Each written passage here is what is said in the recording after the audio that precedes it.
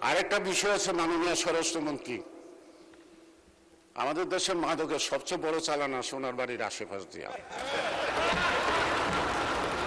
কক্সবাজার টেকনাফ। আগে শুনতাম বধূ, এখন তো বধূ নাই, বধূ তো বধ হয়ে গেছে গা। এখন তো ওইখানকার দায়িত্বটা কে নিছে? বাড়ির আশেপাশের লোক। স্বরাষ্ট্রমন্ত্রী তো চেনার কথা। এতদিন ওই দিক থেকে মাদক আসা বন্ধ হওয়া উচিত ছিল। আইন দেওয়া কোনো কিছু হয় না। আইন কার্যকরী করার জন্য সাহস লাগে, সৎ সাহস লাগে, ইচ্ছা লাগে। সুতরাং আমাদের একটা বড় চ্যালেঞ্জ এখন বাংলাদেশে মাদক আসক্ত।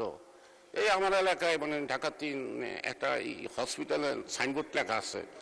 আমাদের মাননীয় সাবেক মন্ত্রী মোশাররফ ভাই তার নাম লেখা আছে, এখানে উদ্বোধন করছেন এবং আমানুল্লাহ সাহেব উপস্থিত ছিলেন।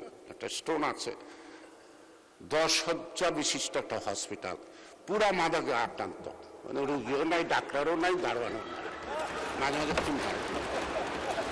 একটা নির্বাচনী এলাকার মধ্যে 10 শয্যা বিশিষ্ট একটা হসপিটাল আছে। কি গর্ব আমাদের, কি অহংকার! আমরা কত আগাচ্ছি, কত কিছু করে ফেলেছি দেশের জন্য।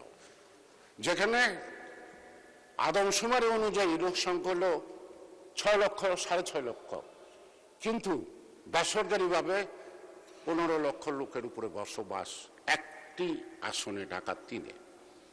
সেখানে একটা হসপিটাল আছে, তার মধ্যে মাদক আসক্ত। তা মাননীয় স্পিকার, আমার মনে হয় আমার সব কথার মধ্যে সব দাবি হয়ে গেছে। এখন আমরা সাহসিকতার সাথে আমাদেরকে এগোতে হবে।